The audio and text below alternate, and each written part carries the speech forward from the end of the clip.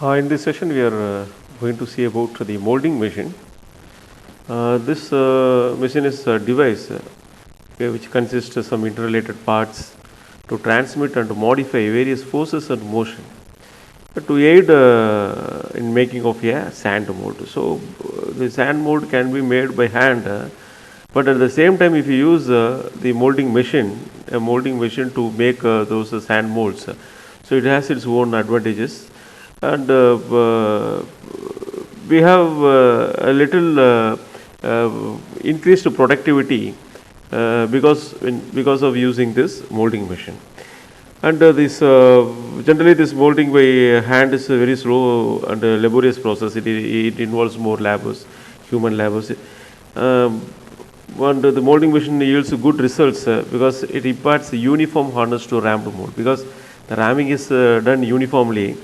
Hence the hardness, uniform hardness is important on the surfaces, and the production become faster, and the labor is minimized here, and only less skill is required, because the maximum process of this mold making can be done by the machine itself.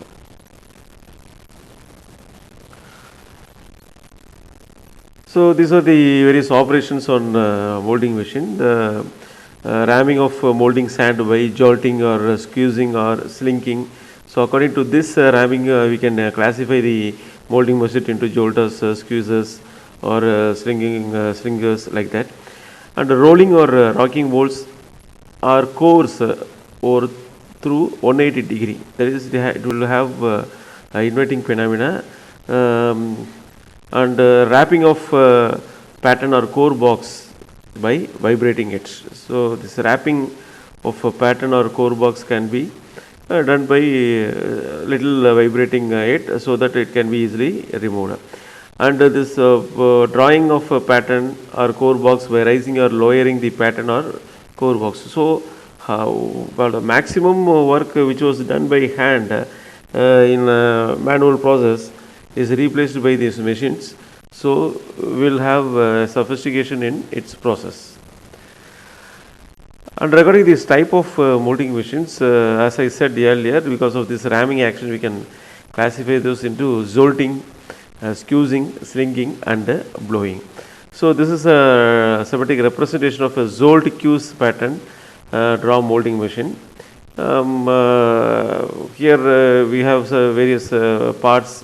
In this, see at the bottom, the compressed air is sent to a chamber where it is acted upon by a piston, and we have a table, and above which we have a working plates, and we have lifting pins on either side to lift and lower, so that the respective piston will have the respective position.